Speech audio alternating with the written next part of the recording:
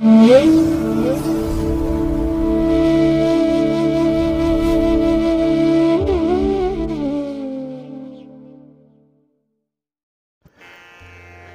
ಮಹಾಗಣಪತಿಯೇ ನಮಃ. ಶ್ರೀ ಗುರುಭ್ಯೋ ನಮಃ. ಹರಿ ಓಂ. ಸಿರಿಗನ್ನಡ ಸುದ್ದಿವಾಹಿನಿಯ ಸದಭಿಮಾನದ ಸಹೃದಯ ವೀಕ್ಷಕ ಮಹಾಶಯರೇ, ತಮಗೆಲ್ಲರಿಗೂ ಕೂಡ ಸಿರಿಗನ್ನಡ ಸುದ್ದಿವಾಹಿನಿಗೆ ಸ್ವಾಗತ. ದಯಾಮಯನಾದಂಥ ಭಗವಂತನ ಅನುಗ್ರಹ ತಮ್ಮೆಲ್ಲರಿಗೆ ಪ್ರಾಪ್ತಿಯಾಗಲಿ, ತಮ್ಮೆಲ್ಲರ ಜೀವನ ಆರೋಗ್ಯದಾಯಕವಾಗಿರಲಿ, ಸಂತೃಪ್ತಿದಾಯಕವಾಗಿರಲಿ ಎಂದು ಭಗವಂತನಲ್ಲಿ ಪ್ರಾರ್ಥನೆಯನ್ನು ಮಾಡ್ತಾ ಈ ದಿನದ ವಿಶೇಷ ಕಾರ್ಯಕ್ರಮವನ್ನು ನೋಡೋಣ. ಹಾಗೆ ದ್ವಾದಶ ರಾಶಿಯವರ ಗೋಚಾರ ಫಲಗಳು ಹೇಗಿವೆ ಅನ್ನೋದನ್ನು ಕೂಡ ತಿಳಿಯೋಣ ಬನ್ನಿ. ವೀಕ್ಷಕರೇ, ಈ ದಿನ ತಮ್ಮ ಹುಟ್ಟುಹಬ್ಬವನ್ನು ಆಚರಿಸ್ಕೊಳ್ತಾ ಇರುವಂಥ ತಮಗೆಲ್ಲರಿಗೂ ಕೂಡ ಹುಟ್ಟುಹಬ್ಬದ ಶುಭಾಶಯಗಳು.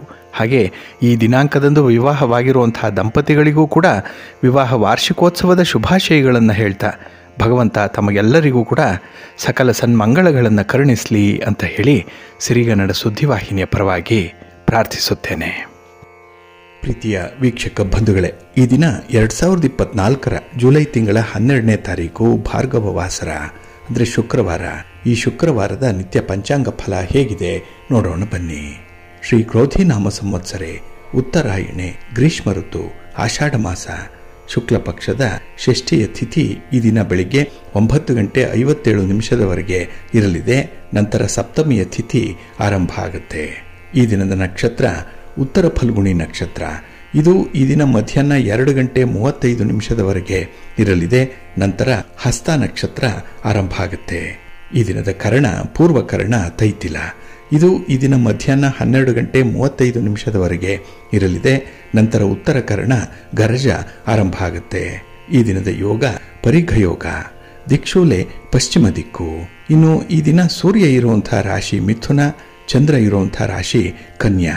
ಹಾಗೆ ಈ ದಿನ ರಾಹುಕಾಲ ಇರುವಂತಹ ಸಮಯ ಈ ದಿನ ಬೆಳಿಗ್ಗೆ 10:52 ಮಧ್ಯಾಹ್ನ 12:28 ಗುಳಿಕ ಕಾಲ ಈ ದಿನ ಬೆಳಿಗ್ಗೆ 7:40 ಬೆಳಿಗ್ಗೆ 9:16 ಹಾಗೆ ಯಮಗಂಡ ಕಾಲ ಈ ದಿನ ಅಪರಾಹ್ನ 3:40 ಸಂಜೆ 5:16 ಇರಲಿದೆ. ಹಾಗೆ ಈ ದಿನ ದುಷ್ಟ ಮುಹೂರ್ತ ಇರುವಂತಹ ಸಮಯ ಈ ದಿನ ಬೆಳಿಗ್ಗೆ 8:17 ಬೆಳಿಗ್ಗೆ 9:13 ಹಾಗೆ ಮಧ್ಯಾಹ್ನ 12:54 ಮಧ್ಯಾಹ್ನ 1:49 ದುಷ್ಟ ಮುಹೂರ್ತದ ಸಮಯ. ಹಾಗಾಗಿ ಈ ಸಮಯದಲ್ಲಿ ಯಾವುದೇ ಪ್ರಯಾಣವನ್ನಾಗಲಿ ಯಾವುದೇ ಶುಭ ಕಾರ್ಯಗಳನ್ನಾಗಲಿ ಆರಂಭ ಮಾಡಬೇಡಿ.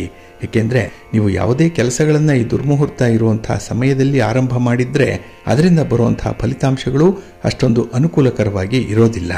ಆದ್ದರಿಂದಲೇ ಈ ದುಷ್ಟ ಮುಹೂರ್ತವನ್ನು ಅವಾಯ್ಡ್ ಮಾಡುವಂಥದ್ದು ತುಂಬ ಉತ್ತಮ.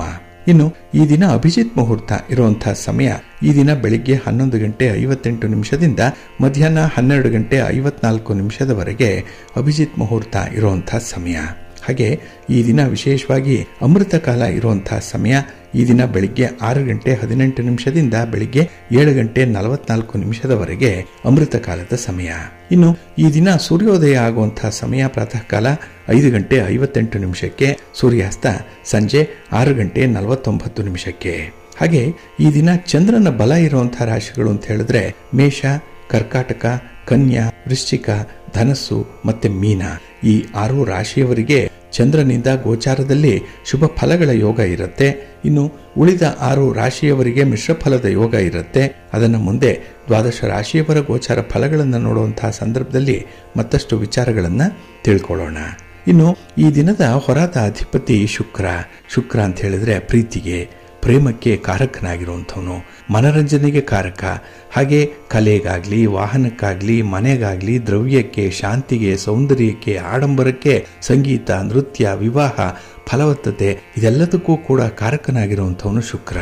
ಹಾಗಾಗಿ ಈ ದಿನ ಬಹಳ ವಿಶೇಷವಾಗಿ ಪ್ರಣಯಕ್ಕೆ, ಪ್ರೇಮಿಗಳಿಗೆ ಅನುಕೂಲಕರವಾಗಿರುವಂತಹ ದಿನ. ಇನ್ನು ಮನರಂಜನೆಗೂ ಕೂಡ ತುಂಬ ಸೂಕ್ತವಾಗಿರುವಂತಹ ದಿನ ಕೂಡ. ಹಾಗಾಗಿ ಮನಸ್ಸಿಗೆ ಹಿತ ಅನ್ನಿಸುವಂತಹ ಹಲವಾರು ಸನ್ನಿವೇಶಗಳು ಈ ದಿನ ಎದುರಾಗುತ್ತೆ. ಹಾಗೆ ನಿಮ್ಮ ಪ್ರೀತಿ ಪಾತ್ರರನ್ನ ಭೇಟಿ ಮಾಡುವಂಥದ್ದು, ಅವರ ಸಂಪರ್ಕ, ಅವರ ದರ್ಶನ, ಅವರ ಮಾತುಕತೆ ಈ ದಿನ ವಿಶೇಷವಾದಂತಹ ಉತ್ಸಾಹವನ್ನ ಹಾಗೆ ಮನಸ್ಸಿಗೆ ಒಂದು ರೀತಿಯಲ್ಲಿ ಖುಷಿಯನ್ನು ಕೊಡುವಂತಹ ಸಂದರ್ಭಗಳಿದೆ. ಹಾಗೆ ಈ ದಿನದಲ್ಲಿರುವಂತಹ ಗುರುಹೋರದ ಸಮಯ ಅಂತ ಹೇಳಿದ್ರೆ ಇದು ಈ ದಿನ ಬೆಳಿಗ್ಗೆ 10 ಗಂಟೆ 15 ನಿಮಿಷದಿಂದ ಬೆಳಿಗ್ಗೆ 11 ಗಂಟೆ 19 ನಿಮಿಷದವರೆಗೆ, ಇನ್ನು ಸಂಜೆ 5 ಗಂಟೆ 45 ನಿಮಿಷದಿಂದ ಸಂಜೆ 6 ಗಂಟೆ 50 ನಿಮಿಷದವರೆಗೆ, ಹಾಗೆ ರಾತ್ರಿ 12 ಗಂಟೆ 24 ನಿಮಿಷದಿಂದ ರಾತ್ರಿ 1 ಗಂಟೆ 20 ನಿಮಿಷದವರೆಗೆ ಗುರುಹೋರ ಇರುವಂತ ಸಮಯ. ಇನ್ನು ಈ ದಿನ ಇರುವಂತಹ ಶನಿ ಹೋರ ತುಂಬಾ ಚೆನ್ನಾಗಿದೆ, ಹೈಲಿ ಫೇವರಬಲ್ ಆಗಿರುವಂಥದ್ದು. ಅದರಲ್ಲೂ ಕಬ್ಬಿಣದ ವ್ಯಾಪಾರಿಗಳಿಗೆ, ಕಲ್ಲಿನ ವ್ಯಾಪಾರಿಗಳಿಗೆ, ಈ ಗ್ರಾನೈಟ್ಸ್ ಆಗ್ಲಿ ಟೈಲ್ಸ್ ಆಗ್ಲಿ ಮಾರಾಟ ಮಾಡುವಂಥವ್ರಿಗೆ ಈ ದಿನ ಅತ್ಯುತ್ತಮವಾದಂತಹ ದಿನ. ವ್ಯಾಪಾರ ವ್ಯವಹಾರಗಳು ನಿಮ್ಮದು ಚೆನ್ನಾಗಿ ನಡೆಯುತ್ತೆ. ಇನ್ನು ಜುಡಿಷಿಯರಿ ಜಡ್ಜ್ಮೆಂಟ್ ವಿಚಾರದಲ್ಲೂ ಕೂಡ ನಿಮ್ಮ ಫೇವರಬಲ್ ಆಗಿ ಫಲಿತಾಂಶಗಳು ಇರುವಂತಹ ಸಂದರ್ಭ ಇದೆ. ಹಾಗಾಗಿ ಈ ದಿನ ಶನಿ ಹೋರಾದಲ್ಲಿ ಇಂತಹ ಕೆಲಸಗಳನ್ನು ನೀವು ಆರಂಭ ಮಾಡಬಹುದು. ಇದು ಈ ದಿನ ಬೆಳಿಗ್ಗೆ 9 ಗಂಟೆ 11 ನಿಮಿಷದಿಂದ ಬೆಳಿಗ್ಗೆ 10 ಗಂಟೆ 15 ನಿಮಿಷದವರೆಗೆ, ಇನ್ನು ಸಂಜೆ 4 ಗಂಟೆ 41 ನಿಮಿಷದಿಂದ ಸಂಜೆ 5 ಗಂಟೆ 45 ನಿಮಿಷದವರೆಗೆ, ಹಾಗೆ ರಾತ್ರಿ 11 ಗಂಟೆ 28 ನಿಮಿಷದಿಂದ ರಾತ್ರಿ 12 ಗಂಟೆ 24 ನಿಮಿಷದವರೆಗೆ ಶನಿ ಹೋರ ಇರುವಂತಹ ಸಮಯ.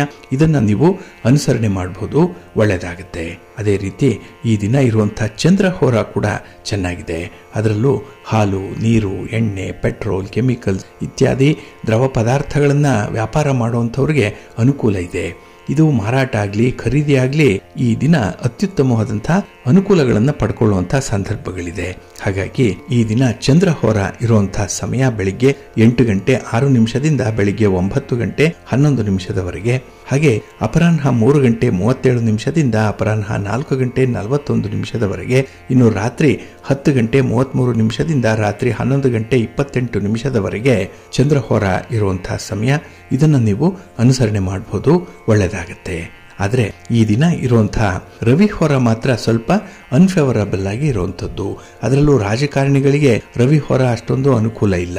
ಯಾವುದೇ ರೀತಿಯ ಪ್ರಯಾಣ ಮಾಡಬೇಡಿ, ಯಾವುದೇ ರೀತಿಯ ಚಟುವಟಿಕೆಗಳನ್ನು ಕೂಡ ರವಿ ಹೋರದಲ್ಲಿ ಆರಂಭ ಮಾಡಬೇಡಿ. ಇನ್ನು ಸರ್ಕಾರದ ಮಟ್ಟದಲ್ಲಿ ಆಗಬೇಕಾಗಿರುವಂತಹ ಕೆಲಸ ಕಾರ್ಯಗಳನ್ನು ಫಾಲೋ ಅಪ್ ಮಾಡುವಂತಹ ವಿಚಾರ, ಸರ್ಕಾರಿ ಕಚೇರಿಗಳಿಗೆ ಭೇಟಿ ನೀಡುವಂತಹ ವಿಚಾರ, ಅಥವಾ ಅಧಿಕಾರಿಗಳನ್ನ ರಾಜಕಾರಣಿಗಳನ್ನ ನೀವು ಭೇಟಿ ಮಾಡಿ ಅವರ ಸಹಾಯ ಸಹಕಾರಗಳನ್ನು ಕೋರುವಂತಹ ವಿಚಾರಗಳೇನಾದರೂ ಇದ್ರೆ ಅದನ್ನ ಆದಷ್ಟು ರವಿ ಹೋರಾದಲ್ಲಿ ಮಾಡಬೇಡಿ. ಇದು ಈ ದಿನ ಬೆಳಿಗ್ಗೆ 5 ಗಂಟೆ 3 ನಿಮಿಷದಿಂದ ಬೆಳಿಗ್ಗೆ 5 ಗಂಟೆ 59 ನಿಮಿಷದವರೆಗೆ, ಇನ್ನು ಮಧ್ಯಾಹ್ನ 12 ಗಂಟೆ 24 ನಿಮಿಷದಿಂದ ಮಧ್ಯಾಹ್ನ 1 ಗಂಟೆ 28 ನಿಮಿಷದವರೆಗೆ, ಹಾಗೆ ರಾತ್ರಿ 7 ಗಂಟೆ 45 ನಿಮಿಷದಿಂದ ರಾತ್ರಿ 8 ಗಂಟೆ 41 ನಿಮಿಷದವರೆಗೆ ರವಿ ಹೋರ ಇರುವಂತಹ ಸಮಯ. ಇದನ್ನ ಸ್ವಲ್ಪ ಅವಾಯ್ಡ್ ಮಾಡ್ಕೊಳ್ಳಿ, ಒಳ್ಳೆಯದಾಗತ್ತೆ. ಹಾಗಾಗಿ ಬಂಧುಗಳೇ, ನಿಮ್ಮ ಕೆಲಸ ಕಾರ್ಯಗಳನ್ನ ಒಳ್ಳೆಯ ಮುಹೂರ್ತದಲ್ಲಿ ಆರಂಭ ಮಾಡಿ.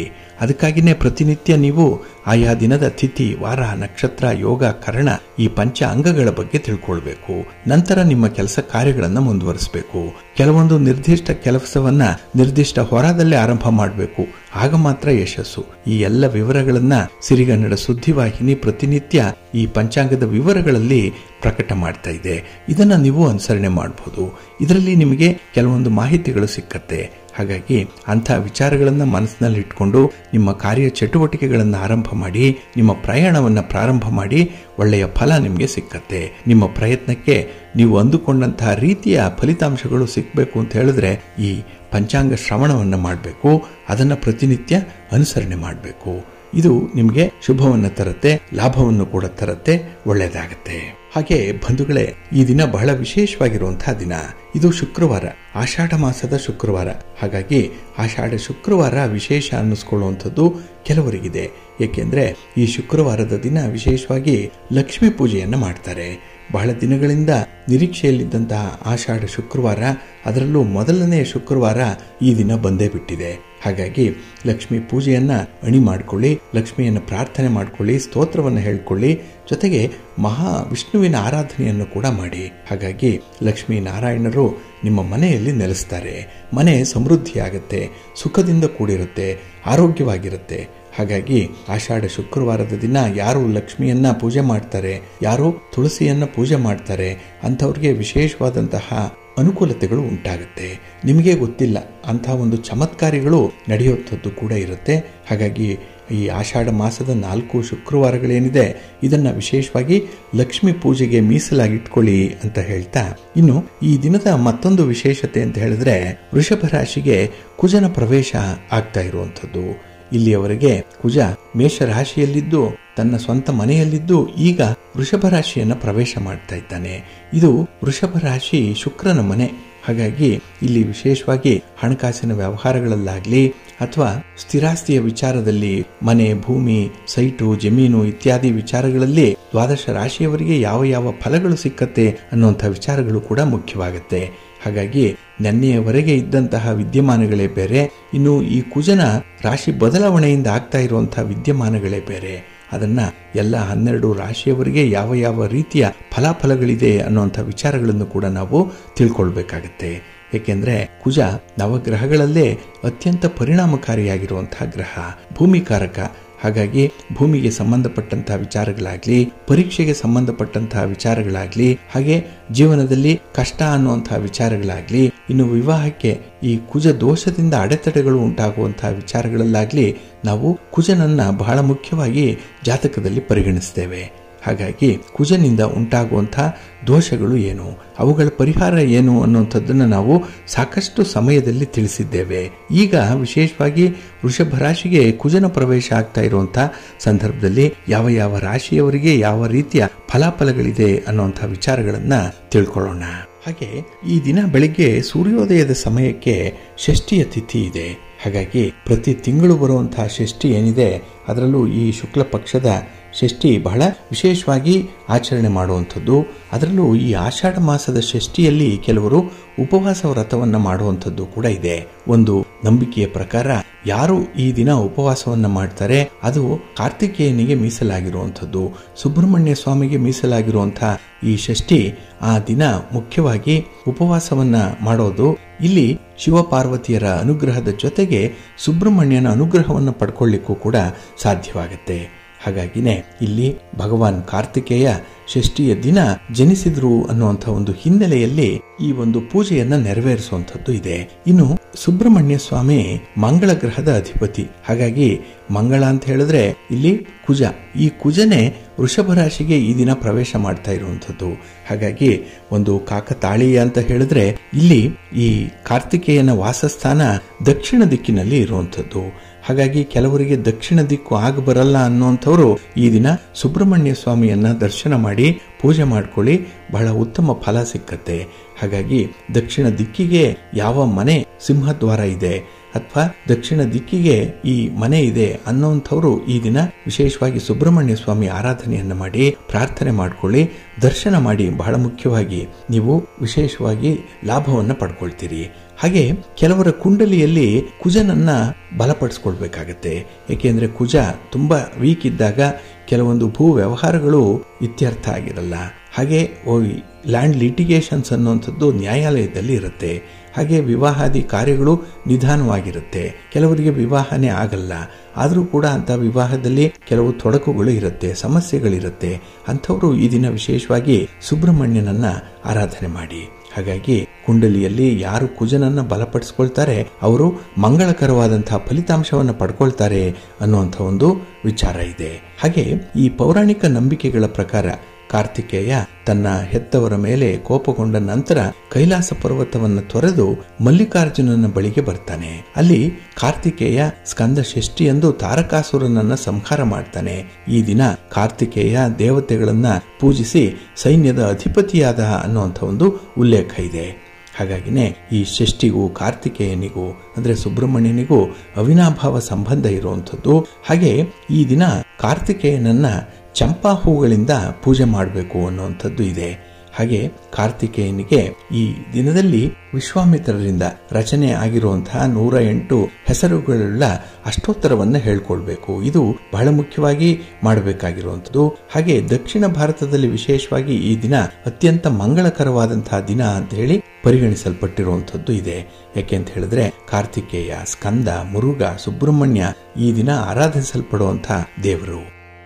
ಹಾಗೆ ಬಂಧುಗಳೇ, ಈ ದಿನ ಷಷ್ಠಿ ವ್ರತ ಕಥೆಯನ್ನು ಕೇಳಬೇಕು. ಇದು ಬಹಳ ಮುಖ್ಯವಾಗಿ ನೀವು ಶ್ರವಣ ಮಾಡೋದ್ರಿಂದ ನಿಮ್ಮ ಇಷ್ಟಾರ್ಥಗಳು ನೆರವೇರುತ್ತೆ. ಜೊತೆಗೆ ಈ ದಿನ ಸುಬ್ರಹ್ಮಣ್ಯನ ಅನುಗ್ರಹವನ್ನು ಪಡ್ಕೊಳ್ಳಿಕ್ಕೆ ಬಹಳ ಬೇಗ ಸಾಧ್ಯವಾಗುತ್ತೆ ಅನ್ನುವಂಥ ಒಂದು ನಂಬಿಕೆ ಇದೆ. ಈ ಷಷ್ಠಿ ವ್ರತದ ಕಥೆಯ ಪ್ರಕಾರ ಶಿವನ ಪತ್ನಿ ಸತಿ ತನ್ನ ತಂದೆ ದಕ್ಷನ ಯಜ್ಞದಲ್ಲಿ ಭಾಗಿಯಾಗಿ ಅಲ್ಲಿ ಅವಮಾನಿತಳಾಗಿ ಆ ಯಜ್ಞ ಕುಂಡದಲ್ಲೇ ಬೂದಿಯಾಗ್ಬಿಡ್ತಾಳೆ.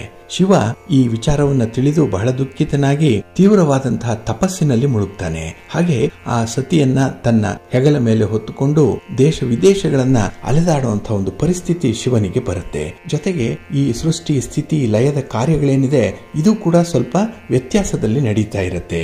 ಇಡೀ ಪ್ರಪಂಚವೇ ಶಕ್ತಿಯನ್ನ ಕಳೆದುಕೊಂಡು ನಿಸ್ತೇಜವಾಗ್ಬಿಡತ್ತೆ. ರಾಕ್ಷಸರು ಈ ಒಂದು ಅವಕಾಶವನ್ನ ಬಳಸಿಕೊಂಡು ತಾರಕಾಸುರ ಅನ್ನುವಂತಹ ರಾಕ್ಷಸ 3 ಲೋಕಗಳಲ್ಲೂ ಕೂಡ ಭಯವನ್ನ ಸೃಷ್ಟಿ ಮಾಡ್ತಾನೆ. ಸಿಕ್ಕವರ ಮೇಲೆ ಹಲ್ಲೆಯನ್ನ ಮಾಡ್ತಾ ಇರ್ತಾನೆ. ಹಾಗಾಗಿ ಈ ದೇವತೆಗಳು ಕೂಡ ಈ ತಾರಕಾಸುರನ ಉಪಟಳವನ್ನ ತಡಿಲಿಕ್ಕಾಗಲ್ಲ. ಕೆಲವು ದೇವತೆಗಳಂತೂ ಸೋಲನ್ನ ಎದುರಿಸಬೇಕಾಗತ್ತೆ. ಇದರಿಂದ ಚಿಂತೆಗೊಳಗಾದಂತಹ ದೇವತೆಗಳು ಬ್ರಹ್ಮನ ಮೊರೆ ಹೋಗ್ತಾರೆ. ಬ್ರಹ್ಮನಿಂದ ರಕ್ಷಣೆಯನ್ನ ಬಯಸ್ತಾರೆ. ಆದ್ರೆ ಬ್ರಹ್ಮ ಹೇಳುವಂಥದ್ದು ತಾರಕಾಸುರನ ವಧೆ ಆಗ್ಬೇಕಿದ್ರೆ ಅದು ಶಿವನ ಮಗನಿಂದ ಮಾತ್ರ ಸಾಧ್ಯ ಅನ್ನುವಂತಹ ವಿಚಾರವನ್ನ ತಿಳಿಸ್ತಾರೆ. ಆದ್ರೆ ಶಿವನಿಗೆ ಪತ್ನಿ ಇಲ್ಲ. ಯಾಕೆಂದ್ರೆ ಈಗಾಗಲೇ ದಕ್ಷಿಣ ಯಜ್ಞ ಕುಂಡಲದಲ್ಲಿ ಬಿದ್ದು ಬೂದಿಯಾಗ್ಬಿಟ್ಟಿದ್ದಾಳೆ. ಮತ್ತೆ ಶಿವ ಕೂಡ ಎಲ್ಲವನ್ನ ಪರಿತ್ಯಜಿಸಿ ಅಲೆದಾಡುವಂತಹ ಒಂದು ಪರಿಸ್ಥಿತಿ ಬಂದಿದೆ. ಹಾಗಾಗಿ ಆ ಶಿವನನ್ನ ವಿವಾಹಕ್ಕೆ ಒಪ್ಪಿಸಬೇಕು.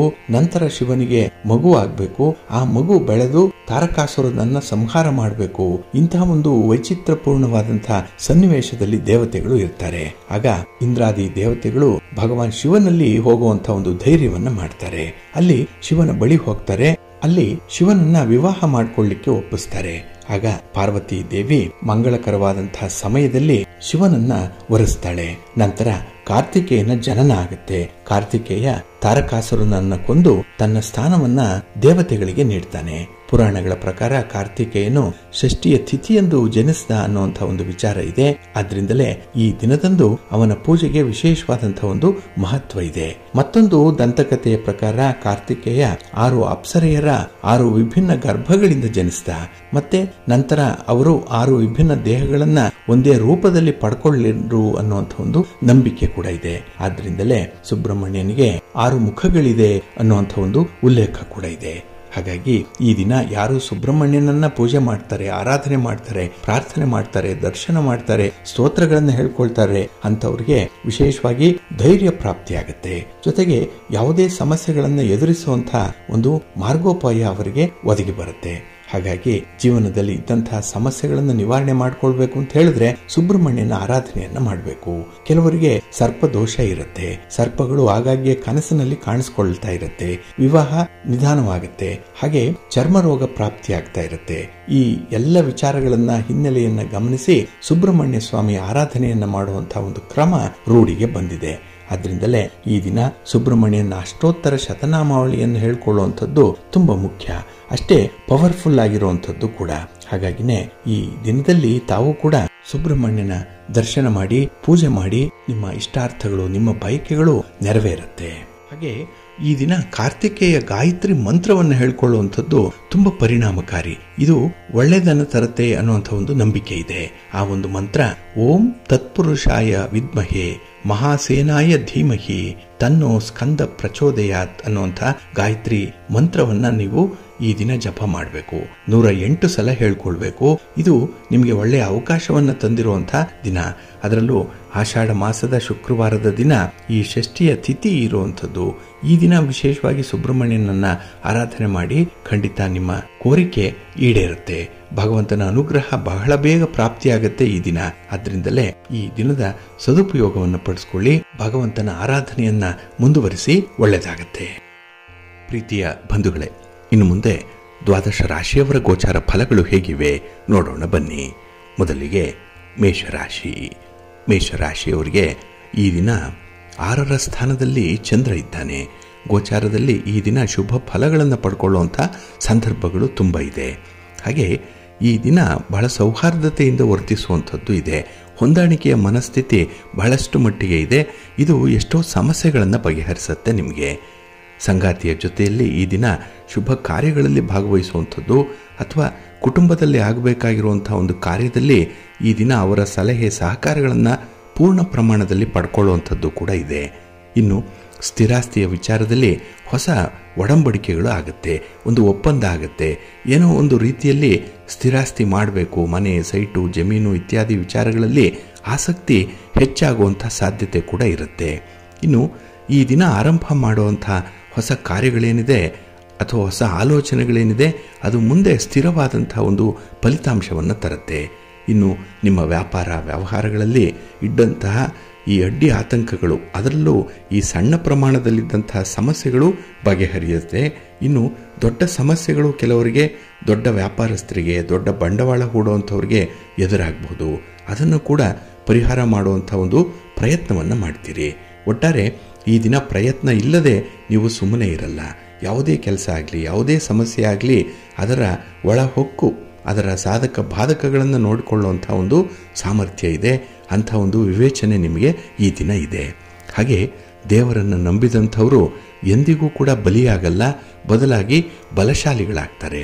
ಅದಕ್ಕಾಗಿಯೇ ನಿಮ್ಮ ಮನೆ ದೇವರನ್ನು ಈ ದಿನ ಪ್ರಾರ್ಥನೆ ಮಾಡಿಕೊಳ್ಳಿ, ಸ್ತೋತ್ರ ಹೇಳ್ಕೊಳ್ಳಿ.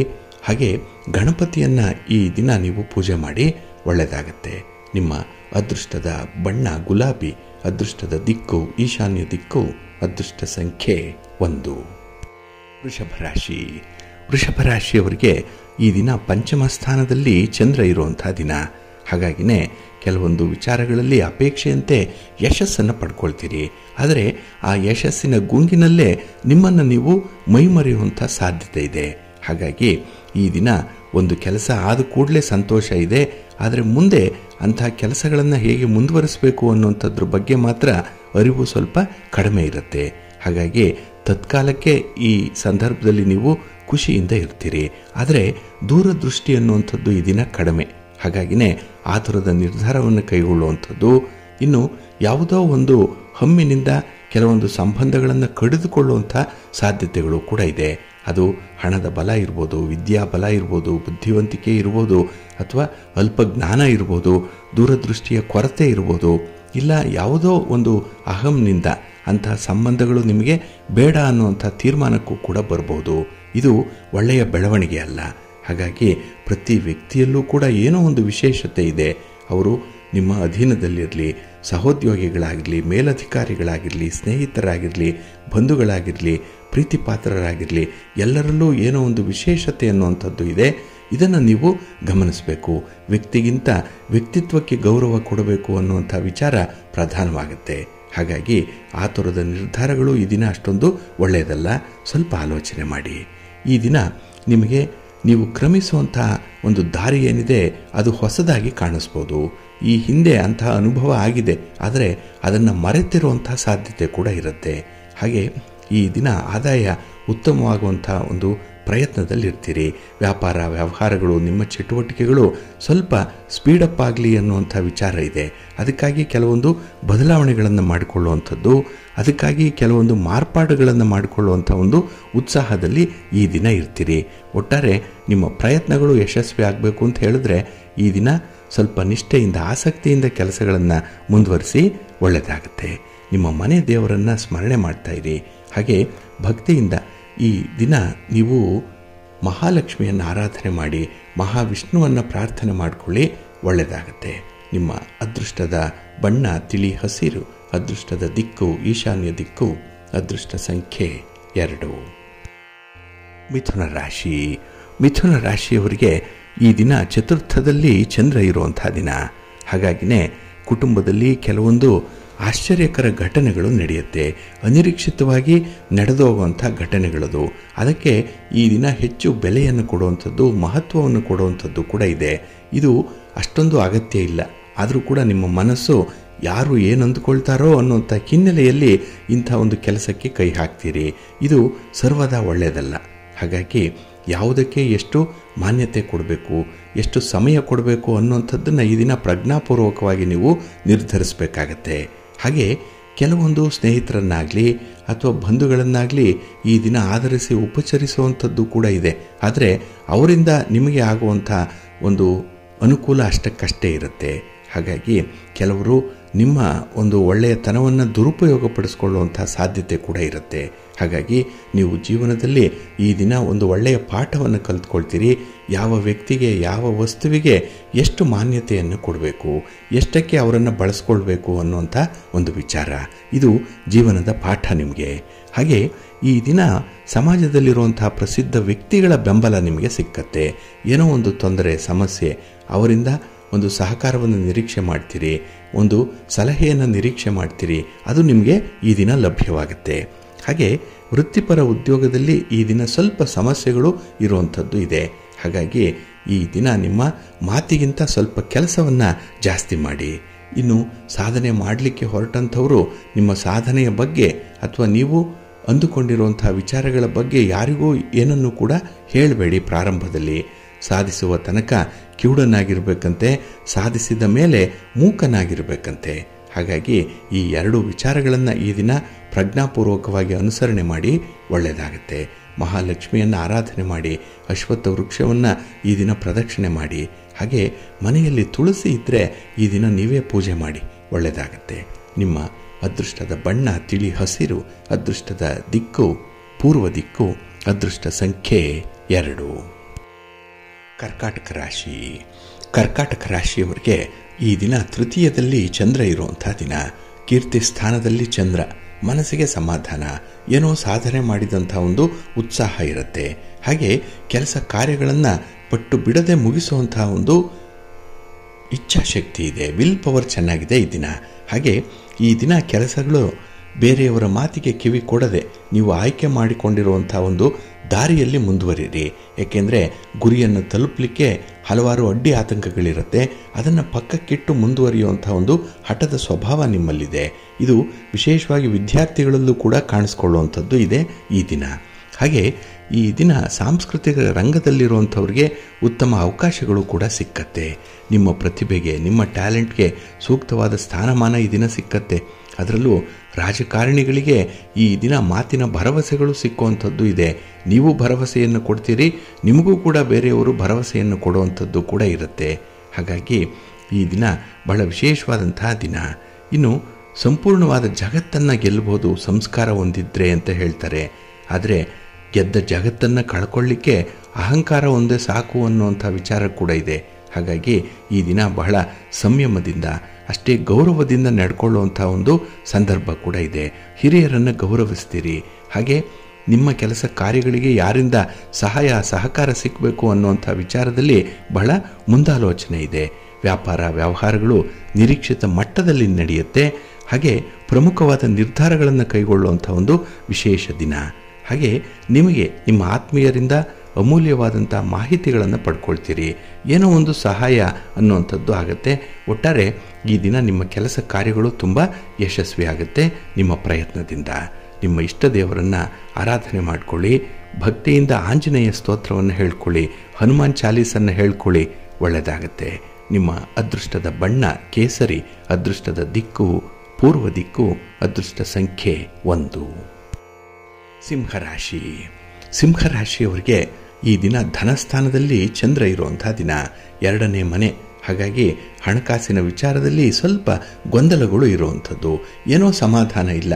ಕಷ್ಟಪಟ್ಟು ದುಡಿತಾ ಇದ್ದೀರಿ, ಉದ್ಯೋಗ ಇದೆ, ಹಾಗೆ ಸಂಪಾದನೆ ಮಾಡಬೇಕು ಅನ್ನುವಂಥ ಮನಸ್ಥಿತಿ ಇದೆ. ದೇಹಾರೋಗ್ಯ ಚೆನ್ನಾಗಿದೆ, ಮನಸ್ಥಿತಿ ಕೂಡ ಉತ್ತಮವಾಗಿದೆ. ಆದರೂ ಕೂಡ ಈ ದಿನ ಹಣಕ್ಕೆ ಕೊರತೆ. ಎಲ್ಲೋ ಒಂದು ಕಡೆ ತಪ್ಪು ನಿರ್ಧಾರಗಳು ಆಗುವಂಥದ್ದು ಕೂಡ ಇದೆ. ಬೇರೆಯವರನ್ನು ಓಲೈಸಲಿಕ್ಕಾಗಿ, ಬೇರೆಯವರನ್ನು ಸಮಾಧಾನ ಪಡಿಸಲಿಕ್ಕಾಗಿ ಈ ದಿನ ಹಣ ವೆಚ್ಚ ಆಗುವಂಥದ್ದು ಕೂಡ ಇದೆ. ಹಾಗೆ ಎಲ್ಲ ಸಮಸ್ಯೆಗಳಿಗೂ ಕೂಡ ಹಣವೇ ಒಂದು ಪರಿಹಾರ ಅನ್ನುವಂಥ ಭ್ರಮೆಯಲ್ಲಿ ಈ ದಿನ ಇರ್ತೀರಿ. ಅದಕ್ಕಾಗಿಯೇ ಹಣಕ್ಕೆ ಹೆಚ್ಚು ಮಾನ್ಯತೆಯನ್ನು ಕೊಡುವಂಥದ್ದು. ಹಾಗೆ ಹಣ ಸಂಪಾದನೆಗೆ ಬೇರೆ ಬೇರೆ ಮೂಲಗಳನ್ನು ಹುಡುಕುವಂಥ ಸಾಧ್ಯತೆಗಳು ಕೂಡ ಇರುತ್ತೆ. ಆದರೆ ಜೀವನದಲ್ಲಿ ಸುಖ, ಶಾಂತಿ, ನೆಮ್ಮದಿ, ಆರೋಗ್ಯ, ಇದಕ್ಕೆ ಬೇರೊಂದು ವಿಚಾರವೂ ಕೂಡ ಮುಖ್ಯ ಅನ್ನುವಂಥದ್ದನ್ನು ನಿಮ್ಮ ಸಂಗಾತಿಯಿಂದ ಈ ದಿನ ತಿಳ್ಕೊಳ್ತೀರಿ. ನಿಮ್ಮ ಪ್ರೀತಿ ಪಾತ್ರರು ಈ ದಿನ ನಿಮಗೆ ಪಾಠ ಮಾಡ್ತಾರೆ, ಅದರ ಸಾರವನ್ನು ತಿಳ್ಕೊಳ್ಳಿ. ಹಾಗಾಗಿ ಪ್ರತಿಯೊಂದು ವಿಚಾರಕ್ಕೂ ಕೂಡ ನೀವು ಮನಸ್ಸನ್ನು ತೆರೆದಿಡಬೇಕು, ನಿಮ್ಮದೇ ಆಗಬೇಕು ಅನ್ನುವಂಥ ಹಠ ಸ್ವಭಾವವನ್ನು ಈ ದಿನ ಪಕ್ಕಕ್ಕೆ ಇಡಬೇಕಾಗತ್ತೆ. ಹಾಗೆ ಈ ದಿನ ಬಹಳ ವಿಶೇಷತೆ ಅಂತ ಹೇಳಿದ್ರೆ, ವ್ಯವಹಾರದಲ್ಲಿ ಎಲ್ಲರನ್ನೂ ಕೂಡ ಅತಿಯಾಗಿ ನಂಬಬೇಡಿ. ಕೆಲವು ವಿಚಾರಗಳಲ್ಲಿ ಹಿನ್ನಡೆ ಆಗುತ್ತೆ. ಕೆಲವರು ಯಾರು ನಮಗೆ ಆಗಲ್ಲ ಅಂತಾರೋ ಅವರಿಂದನೇ ನಮಗೆ ಸಹಾಯ ಕೂಡ ಆಗುವಂಥದ್ದು ಇದೆ. ಅಂತಹ ದ್ವಂದ್ವತೆಗಳಿರುವಂತಹ ದಿನ.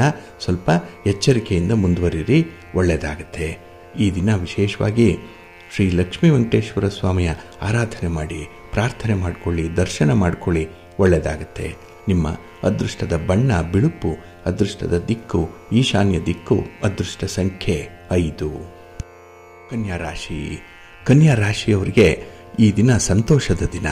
ಚಂದ್ರ ನಿಮ್ಮ ರಾಶಿಯಲ್ಲೇ ಇದ್ದಾಗ ಬಹಳ ವಿಶೇಷ ಅನುಭವಗಳಾಗುವಂಥ ದಿನ. ಹಾಗಾಗಿ ನಿಮ್ಮ ಕೆಲಸ ಕಾರ್ಯಗಳಲ್ಲಿ ಹೆಚ್ಚಿನ ಪ್ರಗತಿ ಅನ್ನುವಂಥದ್ದು ಇದೆ. ಆದರೆ ಯಾವುದೇ ಒಂದು ಕೆಲಸದಲ್ಲೂ ಕೂಡ ತುಂಬ ಶ್ರದ್ಧೆ, ಆತ್ಮವಿಶ್ವಾಸ ಇದೆ. ಹಾಗಾಗಿ ಕಷ್ಟದ ಕೆಲಸವನ್ನು ಕೂಡ ಬಹಳ ಸಂತೋಷದಿಂದ ಮಾಡುವಂಥ ಒಂದು ಮನಸ್ಥಿತಿ ಇದೆ. ಹಾಗೆ ನಿಮ್ಮ ವೈಯಕ್ತಿಕ ಕೆಲಸ ಕಾರ್ಯಗಳನ್ನು ಬಹಳ ಬೇಗ ಮಾಡ್ಕೊಳ್ತೀರಿ. ಈ ದಿನ ಸಂದರ್ಭ ಚೆನ್ನಾಗಿ ಕೂಡಿ ಬರುತ್ತೆ, ಹೋದ ಕೆಲಸ ಆಗುತ್ತೆ, ಪ್ರಯಾಣ ನಿಮಗೆ ಶುಭವನ್ನು ಲಾಭವನ್ನು ಕೂಡ ತರುತ್ತೆ. ಇನ್ನು ಕುಟುಂಬ ಸದಸ್ಯರ ಸಹಕಾರ ಬಹಳ ಚೆನ್ನಾಗಿದೆ ಈ ದಿನದಲ್ಲಿ. ಹಾಗಾಗಿನೇ ಯಾವುದೇ ವ್ಯವಹಾರದಲ್ಲಿ ನಿಮ್ಮ ಚಟುವಟಿಕೆಯಲ್ಲಿ ಶ್ರಮ ಕಡಿಮೆ ಇದ್ದರೂ ಕೂಡ ಯಶಸ್ಸು ಮಾತ್ರ ತುಂಬ ಇರುತ್ತೆ ಈ ದಿನದಲ್ಲಿ. ಹಾಗೆ ಈ ದಿನ ನಿಮ್ಮ ಆಹಾರ ವಿಹಾರದಲ್ಲಿ ಸ್ವಲ್ಪ ನಿಯಂತ್ರಣವನ್ನು ಇಟ್ಕೊಳ್ಬೇಕು. ಖುಷಿಗಾಗಿ ಈ ದಿನ ನಿಮ್ಮ ಓಡಾಟ ಆಗಲಿ, ನಿಮ್ಮ ಆಹಾರದಲ್ಲಾಗಲಿ ಒಂದು ಚೌಕಟ್ಟನ್ನು ಇಟ್ಕೊಳ್ಳಿ, ಒಂದು ಮಿತಿಯಲ್ಲೇ ಇರಬೇಕು ಅನ್ನುವಂಥದ್ದನ್ನು ರೂಢಿಸ್ಕೊಳ್ಬೇಕಾಗತ್ತೆ. ಹಾಗೆ ಈ ದಿನ ಬೇರೆಯವರಿಗೆ ಸಹಾಯ ಮಾಡುವಂಥ ಮನಸ್ಥಿತಿ ಚೆನ್ನಾಗಿದೆ. ಆದರೆ ನಿಮ್ಮನ್ನು ನೋಡಿ, ನಿಮ್ಮ ಸಾಮರ್ಥ್ಯವನ್ನು ನೋಡಿಕೊಂಡು ಸಹಾಯ ಮಾಡಿ. ನಿಮ್ಮ ಇತಿಮಿತಿಯನ್ನು ಮೊದಲು ತಿಳ್ಕೊಳ್ಬೇಕು. ಹಾಗಾಗಿ ನೀವು ನೆಲದಲ್ಲಿ ಭದ್ರವಾಗಿ ಗಟ್ಟಿಯಾಗಿ ನಿಂತಿದ್ರೆ ಬೇರೆಯವರನ್ನು ಕೆಸರಿನಿಂದ ಎತ್ತಲಿಕ್ಕೆ ಸಾಧ್ಯವಾಗುತ್ತೆ, ಸಂಕಷ್ಟದಿಂದ ಪಾರು ಮಾಡಲಿಕ್ಕೆ ಸಾಧ್ಯವಾಗುತ್ತೆ. ಹಾಗಾಗಿ ನಿಮ್ಮ ಗಟ್ಟಿತನವನ್ನು ನೀವು ನೋಡಿಕೊಂಡು ಮುಂದುವರಿಯುವಂಥದ್ದು ತುಂಬ ಉತ್ತಮ. ಹಾಗೆ ಈ ದಿನ ನಿಮ್ಮ ಸ್ವಂತ ವ್ಯವಹಾರಗಳಲ್ಲಿ ಹೆಚ್ಚು ಗಮನ ಕೊಡ್ತೀರಿ, ಆಸಕ್ತಿ ಇದೆ. ಅದರಲ್ಲಿ ಕೆಲವೊಂದು ಬದಲಾವಣೆಗಳನ್ನು ಮಾಡಬೇಕು, ಅದನ್ನು ಪ್ರಗತಿದಾಯವಾಗಿ ಇಡಬೇಕು ಅನ್ನುವಂಥ ವಿಚಾರ ಕೂಡ ನಿಮ್ಮ ಮನಸ್ಸಿನಲ್ಲಿರುತ್ತೆ. ರೈತಾಪಿ ವರ್ಗದವರಿಗೆ ಕೆಲಸ ಜಾಸ್ತಿ ಇರ್ಬೋದು, ಆದರೂ ಒಂದು ಸಮಾಧಾನ ಇರುತ್ತೆ. ಅದಕ್ಕಾಗಿಯೇ ನಿಮ್ಮ ಮನೆ ದೇವರನ್ನು ಸ್ಮರಣೆ ಮಾಡ್ತಾ ಇರಿ, ದುರ್ಗಾಸ್ತುತಿಯನ್ನು ಮಾಡಿ, ಅಮ್ಮನವರ ದರ್ಶನ ಮಾಡಿಕೊಳ್ಳಿ. ಗ್ರಾಮ ದೇವತೆಯ ದರ್ಶನ ಆದರೂ ಕೂಡ ಈ ದಿನ ನಿಮಗೆ ವಿಶೇಷ ಲಾಭವನ್ನು ತರುತ್ತೆ. ನಿಮ್ಮ ಅದೃಷ್ಟದ ಬಣ್ಣ ಕೆಂಪು, ಅದೃಷ್ಟದ ದಿಕ್ಕು ಪೂರ್ವ ದಿಕ್ಕು, ಅದೃಷ್ಟ ಸಂಖ್ಯೆ 1. ತುಲಾರಾಶಿ. ತುಲಾರಾಶಿಯವರಿಗೆ ಈ ದಿನ ವ್ಯಯಸ್ಥಾನದಲ್ಲಿ ಚಂದ್ರ ಇದ್ದಾನೆ. 12ನೇ ಮನೆಯಲ್ಲಿ ಚಂದ್ರ ಇದ್ದರೆ ಮನಸ್ಸಿಗೆ ಕಸಿವಿಸಿ, ತಪ್ಪು ನಿರ್ಧಾರಗಳಾಗತ್ತೆ. ಹಾಗೆ ಖರ್ಚು ಕೂಡ ವಿಪರೀತ ಆಗುವಂಥದ್ದು ಇದೆ. ನೀವು ಉಳಿತಾಯ ಮಾಡಿರುವಂಥ ಹಣ ಈ ದಿನ ಯಾವುದೋ ಒಂದು ಬಾಪ್ತಿಗೆ ಖರ್ಚಾಗ್ಬಿಡತ್ತೆ. ಹಾಗಾಗಿ ನಿಮ್ಮ ನಿಧಿಯನ್ನು, ಇಡುಗಂಟನ್ನು ಎಲ್ಲೋ ಒಂದು ಕಡೆ ಮಾಡಿರುವಂಥ FDಯನ್ನು ತೆಗಿಬೇಕು ಅನ್ನೋಂಥ ಆಲೋಚನೆ ಮನಸ್ಸಿಗೆ ಬರುವಂಥದ್ದು ಇದೆ. ಯಾಕೆ ಅಂತ ಹೇಳಿದ್ರೆ, ನಿಮಗೆ ಈ ಸಮಸ್ಯೆ ಬಂದಾಗ ಯಾರನ್ನು ಆಶ್ರಯಿಸಬೇಕು, ಯಾರ ಸಲಹೆ ಪಡ್ಕೊಳ್ಬೇಕು ಅನ್ನುವಂಥ ವಿಚಾರ ಈ ದಿನ ನಿಮಗೆ ತಪ್ಪು ನಿರ್ಧಾರವಾಗಿರುತ್ತೆ. ನೋಡಿ, ಸಮಸ್ಯೆ ಬಂದಾಗ ನಾವು ಯಾರಿಂದ ಸಲಹೆ ಪಡ್ಕೊಳ್ತೀವಿ ಅನ್ನುವಂಥದ್ದು ಕೂಡ ಮುಖ್ಯ. ಇಲ್ಲಿ ದುರ್ಯೋಧನ ಶಕುನಿಯ ಸಲಹೆಯನ್ನು ಪಡ್ಕೊಂಡ, ಅರ್ಜುನ ಸಮಸ್ಯೆ ಬಂದಾಗ ಶ್ರೀಕೃಷ್ಣನ ಸಲಹೆಯನ್ನು ಪಡ್ಕೊಂಡ. ಹಾಗಾಗಿ ಯಾರು ಯಾವ ಉದ್ದೇಶ ಇಟ್ಕೊಂಡು ಸಲಹೆ ಕೊಡ್ತಾರೆ ಅನ್ನುವಂಥದ್ದು ಕೂಡ ಮುಖ್ಯವಾಗುತ್ತೆ. ಹಾಗಾಗಿ ಎಲ್ಲವೂ ಇದೆ ನಿಮಗೆ, ಆದರೆ ಯಾವುದೂ ಕೂಡ ಈ ದಿನ ಸಮಯಕ್ಕೆ ಬಳಕೆ ಆಗ್ತಾ ಇಲ್ಲ ಅನ್ನುವಂಥ ಒಂದು ಕೊರತೆ ನಿಮ್ಮನ್ನು ಕಾಡುತ್ತೆ. ಇನ್ನು ಕೈಗೊಂಡಂತಹ ಕೆಲಸ ಕಾರ್ಯಗಳು ಮಂದಗತಿಯಲ್ಲಿ ಸಾಗುತ್ತೆ, ಬಹಳ ನಿಧಾನ. ಅದಕ್ಕಾಗಿಯೇ ಹೆಚ್ಚು ಶ್ರಮವನ್ನು ನೀವು ಈ ದಿನ ವಹಿಸ್ಕೊಳ್ಬೇಕಾಗತ್ತೆ. ಹಾಗೆ ನಿಮ್ಮ ಒಡ ಹುಟ್ಟಿದವರ ಜೊತೆಯಲ್ಲಿ ಮಾಡಿರುವಂಥ ವ್ಯವಹಾರಗಳಾಗಲಿ, ಆಸ್ತಿಯ ವಿಚಾರ ಆಗಲಿ, ಕುಟುಂಬದಲ್ಲಿ ನಡೀತಾ ಇರೋಂಥ ವಿದ್ಯಮಾನಗಳಲ್ಲಾಗಲಿ ಸ್ವಲ್ಪ ಮನಸ್ತಾಪಗಳು ಕೂಡ ಆಗುವಂಥದ್ದು ಇದೆ. ಮಾತಿಗೆ ಮಾತು ಬೆಳೆಯುವಂಥದ್ದಿದೆ. ಹೀಗಾಗಿಯೇ ಮನಸ್ಸಿಗೆ ನೆಮ್ಮದಿ ಇಲ್ಲ. ಹಾಗೆ ಈ ದಿನ ನಿಮ್ಮ ಆರೋಗ್ಯ ಕೂಡ ಅಷ್ಟಕ್ಕಷ್ಟೇ ಇರುವಂಥದ್ದು. ನಿಮ್ಮ ಆರೋಗ್ಯವನ್ನು ಕೂಡ ಈ ದಿನ ಗಮನಿಸಬೇಕಾಗತ್ತೆ. ಇನ್ನು ನಿಮ್ಮ ಒಂದು ವೈಯಕ್ತಿಕ ಬಯಕೆಗಳೇನಿದೆ, ಸೌಲಭ್ಯಗಳೇನಿದೆ, ಸೌಕರ್ಯಗಳೇನಿದೆ, ಅದರ ಕಡೆ ಸ್ವಲ್ಪ ಗಮನ ಕೊಡಿ. ಬೇರೆಯವರಿಗೆ ಮಾಡಿದ್ದಾಯಿತು, ನಿಮಗೂ ಸ್ವಲ್ಪ ಮಾಡಿಕೊಳ್ಳುವಂಥ ಒಂದು ವಿಚಾರ ನಿಮ್ಮ ಮನಸ್ಸಿಗೆ ಬರಲಿ. ಅದಕ್ಕೆ ಗಣಪತಿಯ ಒಂದು ಆರಾಧನೆಯನ್ನು ಮಾಡಿ, ಎಲ್ಲ ಕೆಲಸಗಳು ನಿರ್ವಿಘ್ನವಾಗಿ ನೆರವೇರುತ್ತೆ. ಹಾಗೆ ಈ ದಿನ ಗಣಪತಿಗೆ 21 ಗರಿಕೆಗಳನ್ನು ಸಮರ್ಪಣೆ ಮಾಡಿ ಪೂಜೆ ಮಾಡಿಬಿಡಿ, ಒಳ್ಳೆಯದಾಗತ್ತೆ. ನಿಮ್ಮ ಅದೃಷ್ಟದ ಬಣ್ಣ ತಿಳಿ ಹಸಿರು, ಅದೃಷ್ಟದ ದಿಕ್ಕು ಈಶಾನ್ಯ ದಿಕ್ಕು, ಅದೃಷ್ಟ ಸಂಖ್ಯೆ 3. ವೃಶ್ಚಿಕ ರಾಶಿ. ವೃಶ್ಚಿಕ ರಾಶಿಯವರಿಗೆ ಈ ದಿನ ಲಾಭಸ್ಥಾನದಲ್ಲಿ ಚಂದ್ರ ಇರುವಂಥ ದಿನ. ಹಾಗಾಗಿನೇ ಈ ದಿನದ ವಿದ್ಯಮಾನಗಳು, ನಿಮ್ಮ ಚಟುವಟಿಕೆಗಳು, ನಿಮ್ಮ ಪ್ರಯಾಣಗಳು ನಿಮಗೆ ಅನುಕೂಲಕರವಾಗೇ ಇರುತ್ತೆ. ಇನ್ನು ಆಪ್ತರೊಂದಿಗೆ ಈ ದಿನ ನೀವು ವಿಶೇಷವಾದಂಥ ಒಂದು ಕೆಲಸದ ಬಗ್ಗೆ, ಒಂದು ಚಟುವಟಿಕೆಯ ಬಗ್ಗೆ ಚರ್ಚೆ ಮಾಡುವಂಥದ್ದು ಕೂಡ ಇದೆ. ಒಟ್ಟಾರೆ ಸಲಹೆಯನ್ನು ಪಡೆಯದೆ ಈ ದಿನ ನೀವು ಮುಂದುವರಿಯಲ್ಲ. ಒಬ್ಬರಿಗಿಂತ ಇಬ್ಬರು ಮುಖ್ಯ. ಹಾಗೆ ಕೆಲವರ ಅನುಭವದ ಮಾತುಗಳು ಕೂಡ ತುಂಬ ಅಗತ್ಯ ಅನ್ನುವಂಥ ವಿಚಾರದಲ್ಲಿ ಬಹಳ ನಂಬಿಕೆ ಇಟ್ಟಂಥವರು ನೀವು. ಇನ್ನು ಅನಿರೀಕ್ಷಿತ ಪ್ರಯಾಣವನ್ನು ಮಾಡಬೇಕಾಗತ್ತೆ. ಪ್ರಯಾಣ ನಿಮಗೆ ಶುಭ ಲಾಭವನ್ನು ಕೂಡ ತಂದುಕೊಡುತ್ತೆ.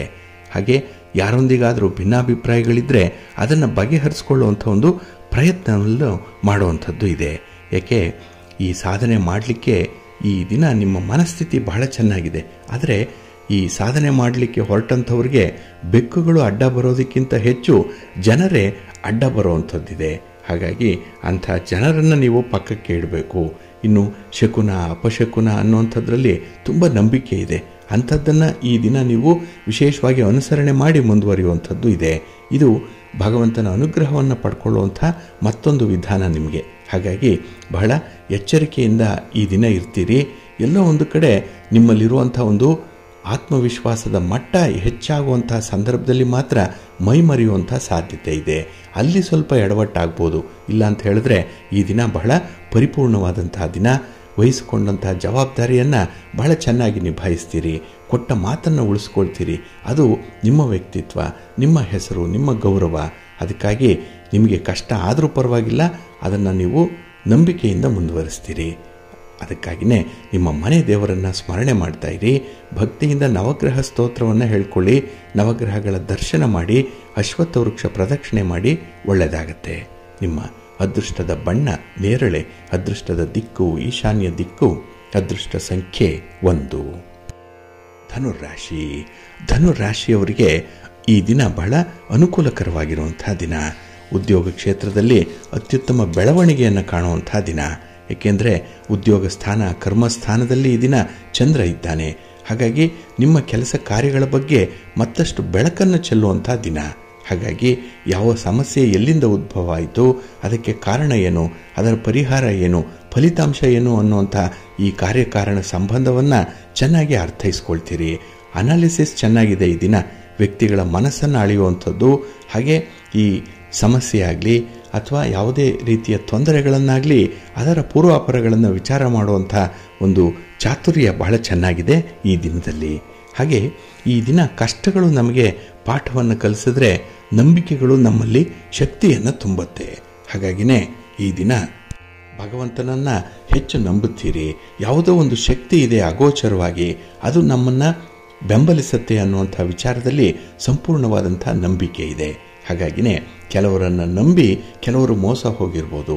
ಆದರೆ ಈ ದಿನ ನೀವು ಜನಗಳಿಗಿಂತ ಭಗವಂತನನ್ನು ಹೆಚ್ಚು ನಂಬಿ ಭಗವಂತನ ಅನುಗ್ರಹವನ್ನು ಪಡ್ಕೊಳ್ತೀರಿ. ಹಾಗಾಗಿ ಯಾವುದೇ ಕೆಲಸ ಮಾಡಿದ್ರೂ ಕೂಡ ಶಾಶ್ವತವಾಗಿ ಇರಬೇಕು, 4 ಜನರಿಗೆ ಉಪಕಾರ ಆಗಬೇಕು ಅನ್ನುವಂಥ ಹಿನ್ನೆಲೆಯಲ್ಲಿ ಈ ದಿನ ಕೂಡ ಕೆಲಸಗಳನ್ನು ಮಾಡುವಂಥದ್ದು ಇದೆ. ತುಂಬ ಸಕ್ಸಸ್ ಇದೆ. ಹಾಗೆ ಕುಟುಂಬ ಸದಸ್ಯರ ಸಹಕಾರ ಈ ದಿನ ನಿಮಗೆ ಬಹಳ ಮುಖ್ಯ. ನಿಮ್ಮ ಆತ್ಮವಿಶ್ವಾಸವನ್ನು ಹೆಚ್ಚಿಸುವಂಥ ಒಂದು ಪ್ರಯತ್ನ ಇಲ್ಲೇ ಇರುತ್ತೆ. ಹಾಗಾಗಿ ಈ ದಿನ ಕೆಲವು ಪ್ರಮುಖ ಕೆಲಸ ಕಾರ್ಯಗಳನ್ನು ಬಹಳ ಬೇಗ ಮಾಡಬೇಕು ಅನ್ನುವಂಥ ಒಂದು ಇಚ್ಛಾಶಕ್ತಿ ಇದೆ. ವಿಲ್ ಪವರ್ ಚೆನ್ನಾಗಿದೆ. ಸೆನ್ಸ್ ಆಫ್ ರೆಸ್ಪಾನ್ಸಿಬಿಲಿಟಿ ಇದೆ. ಇದರಿಂದ ಕೆಲಸಗಳು, ವ್ಯಾಪಾರ, ವ್ಯವಹಾರಗಳು ಯಶಸ್ವಿಯಾಗುತ್ತೆ. ಪ್ರೀತಿ ಪ್ರೇಮದ ಜೀವನದಲ್ಲಿ ಇದ್ದಂತಹ ಸಮಸ್ಯೆಗಳನ್ನು ಬಗೆಹರಿಸಿಕೊಳ್ಳಬೇಕು ಅನ್ನುವಂಥ ಒಂದು ಪ್ರಯತ್ನ ಕೂಡ ಇದೆ. ಹಾಗಾಗಿ ಪ್ರಯತ್ನ ಮನಸ್ಸಿನಲ್ಲಿರಬಾರ್ದು. ಪ್ರಯತ್ನವನ್ನು ಕಾರ್ಯರೂಪಕ್ಕೆ ಇಳಿಸಿ ಬಹಳ ಬೇಗ ಫಲಿತಾಂಶ ಸಿಕ್ಕತ್ತೆ, ಒಳ್ಳೆಯದಾಗತ್ತೆ. ಈ ದಿನ ಶಿವ ಪಾರ್ವತಿಯರ ದರ್ಶನ ಮಾಡಿ ಶಿವ ಸ್ತೋತ್ರವನ್ನು ಹೇಳ್ಕೊಳ್ತಾ ಇರಿ, ಒಳ್ಳೆಯದಾಗತ್ತೆ. ನಿಮ್ಮ ಅದೃಷ್ಟದ ಬಣ್ಣ ನೇರಳೆ, ಅದೃಷ್ಟದ ದಿಕ್ಕು ಉತ್ತರ ದಿಕ್ಕು, ಅದೃಷ್ಟ ಸಂಖ್ಯೆ 1. ಮಕರ ರಾಶಿ. ಮಕರ ರಾಶಿಯವರಿಗೆ ಈ ದಿನ 9ರ ಸ್ಥಾನದಲ್ಲಿ ಚಂದ್ರ ಇರುವಂಥ ದಿನ.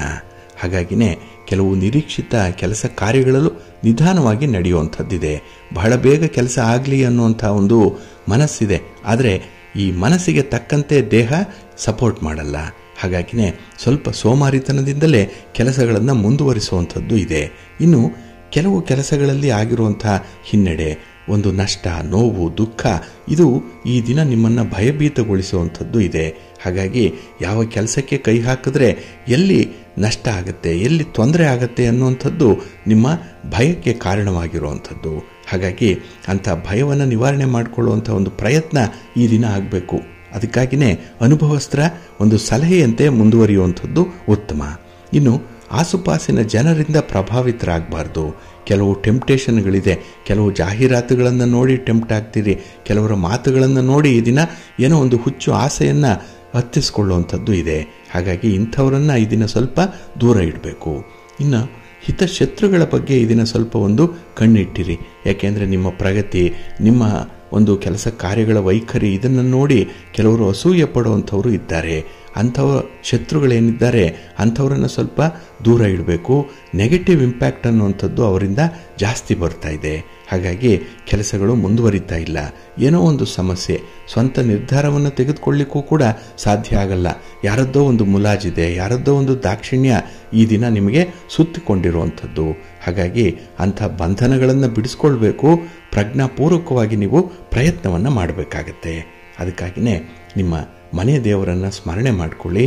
ಹಾಗೆ ಭಕ್ತಿಯಿಂದ ಈ ದಿನ ಸುಬ್ರಹ್ಮಣ್ಯ ಸ್ತೋತ್ರವನ್ನು ಹೇಳ್ಕೊಳ್ಳಿ.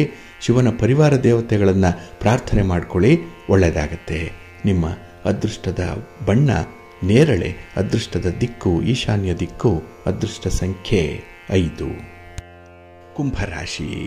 ಕುಂಭರಾಶಿಯವರಿಗೆ ಈ ದಿನ ಅಷ್ಟಮದಲ್ಲಿ ಚಂದ್ರ ಇರುವಂಥ ದಿನ, 8ನೇ ಮನೆ. ಹಾಗಾಗಿನೇ ಕೆಲವು ಕೆಲಸ ಕಾರ್ಯಗಳಲ್ಲಿ, ನಿಮ್ಮ ಚಟುವಟಿಕೆಗಳಲ್ಲಿ ಈ ದಿನ ದ್ವಂದ್ವತೆ ಇದೆ, ಜಿಜ್ಞಾಸೆ ಇದೆ. ಯಾವುದನ್ನು ಕೂಡ ಪರಿಪೂರ್ಣವಾಗಿ ಮಾಡಲಿಕ್ಕೆ ಸಾಧ್ಯ ಆಗಲ್ಲ.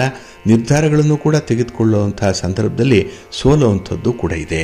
ಹಾಗಾಗಿ ಮನಸ್ಸು ಈ ದಿನ ಸ್ಥಿಮಿತದಲ್ಲಿ ಇರಲ್ಲ. ಇನ್ನು ಈ ದಿನ ಯಾವುದನ್ನು ಮಾಡಬೇಕು ಅದನ್ನು ಮಾಡಲ್ಲ, ಯಾವುದನ್ನು ಮಾಡಬಾರ್ದು ಅದರ ಬಗ್ಗೆ ಆಲೋಚನೆಗಳು ಜಾಸ್ತಿ. ಇದು ಮನೆಯಲ್ಲಿ, ಕುಟುಂಬದಲ್ಲಿ ಭಿನ್ನಾಭಿಪ್ರಾಯಕ್ಕೆ ಕಾರಣವಾಗುತ್ತೆ. ಹಾಗೆ ಈ ದಿನ ನಿಮ್ಮ ಕಾರ್ಯವೈಖರಿಯ ಬಗ್ಗೆ ಕೆಲವೊಂದು ತಪ್ಪುಗಳನ್ನು ತೋರಿಸುವಂಥವರು ಕೂಡ ಇದ್ದಾರೆ. ನಿಮ್ಮ ಸಹೋದ್ಯೋಗಿಗಳಿರ್ಬೋದು, ಮೇಲಧಿಕಾರಿಗಳಿರ್ಬೋದು, ಕುಟುಂಬಸ್ಥರಿರ್ಬೋದು, ಪ್ರೀತಿ ಪಾತ್ರರಿರ್ಬೋದು, ಕೊನೆಗೆ ನಿಮ್ಮ ಮಕ್ಕಳೇ ಇರ್ಬೋದು.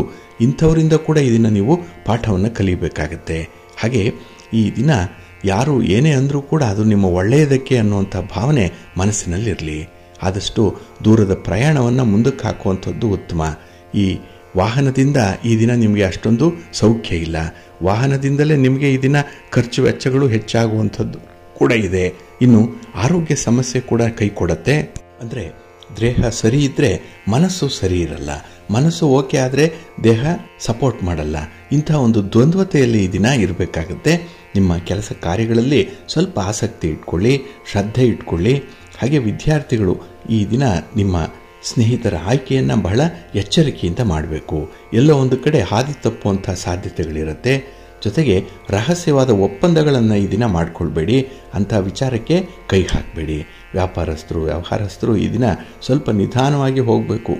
ಇದ್ದಕ್ಕಿದ್ದ ಹಾಗೇ ನಿಮಗೆ ಅನಿರೀಕ್ಷಿತವಾದಂಥ ನಷ್ಟಗಳು ಉಂಟಾಗುವಂಥದ್ದು ಕೂಡ ಇರುತ್ತೆ. ಸ್ವಲ್ಪ ಜಾಗ್ರತೆ. ನಿಮ್ಮ ಮನೆ ದೇವರನ್ನು ಸ್ಮರಣೆ ಮಾಡಿಕೊಳ್ಳಿ. ಮಹಾಲಕ್ಷ್ಮಿಯನ್ನು ಈ ದಿನ ಪೂಜೆ ಮಾಡಿ ಸ್ತೋತ್ರ ಹೇಳ್ಕೊಳ್ಳಿ. ಹಾಗೆ ಈ ದಿನ ಹಸುವಿಗೆ ಸ್ವಲ್ಪ ಬೆಲ್ಲವನ್ನು ಅಥವಾ ಸಿಹಿ ಪದಾರ್ಥವನ್ನು ತಿನ್ನಿಸಿ, ಒಳ್ಳೆಯದಾಗುತ್ತೆ. ನಿಮ್ಮ ಅದೃಷ್ಟದ ಬಣ್ಣ ಬಿಳುಪು, ಅದೃಷ್ಟದ ದಿಕ್ಕು ಈಶಾನ್ಯ ದಿಕ್ಕು, ಅದೃಷ್ಟ ಸಂಖ್ಯೆ 9. ಮೀನರಾಶಿ. ಮೀನರಾಶಿಯವರಿಗೆ ಈ ದಿನ ಸಂತೋಷದ ದಿನ. ಅದರಲ್ಲೂ ಈ ದಿನದಲ್ಲಿ ಹೆಚ್ಚಿನ ಮಟ್ಟಿಗೆ ಮನಸ್ಸಿಗೆ ಒಂದು ರೀತಿಯ ಹಿತ ಸಿಕ್ಕುವಂಥದ್ದು ಇದೆ. ಕಳತ್ರ ಸ್ಥಾನದಲ್ಲಿ ಚಂದ್ರ ಇದ್ದಾನೆ, 7ನೇ ಮನೆ. ಹಾಗಾಗಿನೇ ಕುಟುಂಬದಿಂದ ಈ ದಿನ ನಿಮಗೆ ಸಂತೋಷ ಇದೆ. ನಿಮ್ಮ ಪ್ರೀತಿ ಪಾತ್ರರಿಂದ ಈ ದಿನ ಹೆಚ್ಚಿನ ನೆರವಿದೆ. ನಿಮ್ಮ ಕೆಲಸ ಯಾವುದೇ ಇದ್ರೂ ಅದಕ್ಕೆ ಬೆಂಬಲವಾಗಿ ಬೆನ್ನೆಲುಬಾಗಿ ನಿಲ್ಲುವಂಥ ಸ್ನೇಹಿತರು ನಿಮ್ಮ ಜೊತೆಗಿದ್ದಾರೆ. ಹಾಗಾಗಿ ಕೆಲಸ ಕಾರ್ಯಗಳನ್ನು ಸಂಪೂರ್ಣ ಯಶಸ್ಸಿನಿಂದ ಮಾಡುವಂಥದ್ದು ಕೂಡ ಇದೆ. ಹಾಗೆ ಯಾರು ನಮ್ಮನ್ನು ಇಷ್ಟಪಡ್ತಾರೆ, ನಮ್ಮ ಸಹಾಯಕ್ಕೆ ನಿಲ್ತಾರೆ, ಅಂಥವ್ರಿಗೆ ಪ್ರತಿ ಸಹಾಯವನ್ನು ಮಾಡಬೇಕು ಅನ್ನುವಂಥ ಮನಸ್ಸಿದೆ. ಒಂದು ಅವಕಾಶ ಸಿಕ್ಕತ್ತೆ, ಅದನ್ನು ಸದುಪಯೋಗಪಡಿಸ್ಕೊಳ್ಳುವಂಥದ್ದು ಕೂಡ ಇದೆ. ಇನ್ನು ಈ ದಿನದಲ್ಲಿ ಪ್ರಸಿದ್ಧ ವ್ಯಕ್ತಿಯೊಬ್ಬರ ಭೇಟಿಯ ಪ್ರಯತ್ನ ಸಫಲವಾಗುತ್ತೆ. ಅವರಿಂದ ಬೇಕಾದಂತಹ ನೆರವು ಸಕಾಲಕ್ಕೆ ಸಿಕ್ಕತ್ತೆ. ಇನ್ನು ಆಸ್ತಿ ಖರೀದಿ ಬಗ್ಗೆ ಯಾವುದೇ ಪ್ರಸ್ತಾಪಗಳಿದ್ದರೆ, ಹಣದ ಒಂದು ನೆರವು ಬೇಕು ಅಥವಾ ಆಸ್ತಿಯ ವಿಚಾರವಾಗಿ ಕೆಲವು ಮಾಹಿತಿಗಳು ಬೇಕು, ಇದು ಸಕಾಲದಲ್ಲಿ ನಿಮಗೆ ಸಿದ್ಧಿಸುವಂಥದ್ದು ಕೂಡ ಇದೆ. ಹಾಗೆ ನಿಮ್ಮ ಪ್ರತಿಭೆಗೆ, ನಿಮ್ಮ ಟ್ಯಾಲೆಂಟ್ಗೆ ಈ ದಿನ ಸೂಕ್ತವಾದಂತಹ ಸ್ಥಾನಮಾನ ಕೂಡ ಸಿಕ್ಕತ್ತೆ. ಹಾಗೆ ಈ ದಿನ ಯಾವುದೇ ವ್ಯವಹಾರಗಳನ್ನು ಮಾಡಿ, ಯಾವುದೇ ಚಟುವಟಿಕೆಗಳನ್ನು ಮಾಡಿ, ಅದು ನಿಮಗೆ ತೃಪ್ತಿಯನ್ನು ತರುತ್ತೆ, ಸಮಾಧಾನವನ್ನು ತರುತ್ತೆ. ಇನ್ನು ಪ್ರೀತಿ ಪ್ರೇಮದ ವಿಚಾರದಲ್ಲೂ ಕೂಡ ಈ ದಿನ ನಿಮಗೆ ಹೆಚ್ಚಿನ ಸಂತೋಷ ಇದೆ. ಪಾರ್ಟ್ನರ್ಶಿಪ್ ವ್ಯವಹಾರಗಳಲ್ಲೂ ಕೂಡ ಈ ದಿನ ಲಾಭ ಇದೆ. ಏನೋ ಒಂದು ರೀತಿಯಲ್ಲಿ ಸುಮ್ಮನೆ ಇದ್ದರೂ ಕೂಡ ನಿಮಗೆ ಅನುಕೂಲಗಳು ಒದಗಿ ಬರ್ತಾ ಇದೆ. ಅದೃಷ್ಟವಂತರು ನೀವು. ಅದಕ್ಕಾಗಿಯೇ ನಿಮ್ಮ ಮನೆ ದೇವರನ್ನು ಸ್ಮರಣೆ ಮಾಡಿಕೊಳ್ಳಿ, ಪ್ರಾರ್ಥನೆ ಮಾಡಿಕೊಳ್ಳಿ. ಹಾಗೆ ಭಕ್ತಿಯಿಂದ ಈ ದಿನ ನೀವು ಶ್ರೀರಾಮ ರಕ್ಷಾ ಸ್ತೋತ್ರವನ್ನು ಹೇಳ್ಕೊಳ್ಳಿ, ರಾಮನಾಮ ಜಪ ಮಾಡ್ಕೊಳ್ಳಿ, ಒಳ್ಳೆಯದಾಗತ್ತೆ.